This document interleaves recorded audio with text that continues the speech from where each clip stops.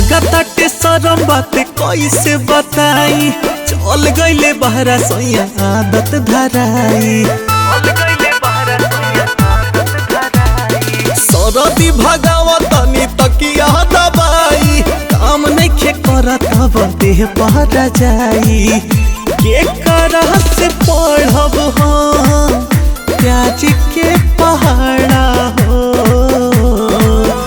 जब कस के लागेला जाड़ा हो मन पिए के कहरेला काढ़ा हो। जब कस के लागेला जाड़ा हो मन पिए के कहरेला काढ़ा हो।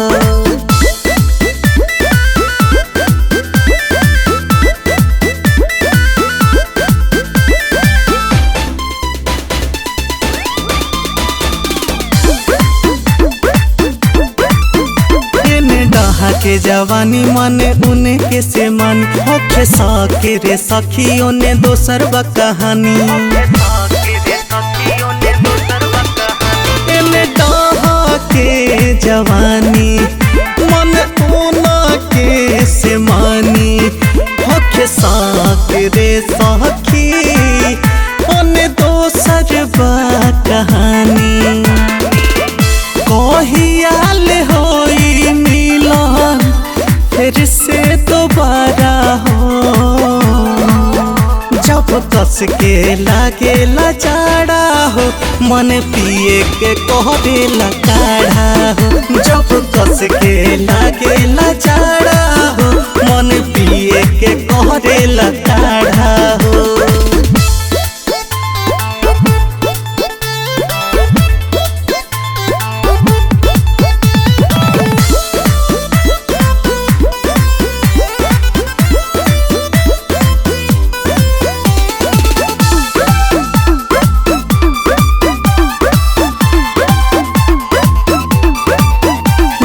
गईले सहरिया नहीं लिहाले खबरिया, अब काटिया से गड़े सखी खाली रे से जरिया। जब से गईले सहरिया नहीं लिहाले खबरिया, अब काटिया से गड़े सखी खाली मोर से जरिया। है तो निकालब हम कसर सारा हो,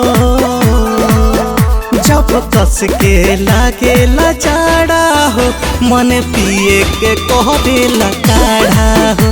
जब कस के लागेला जाड़ा हो मन पिए के कहरेला काढ़ा हो।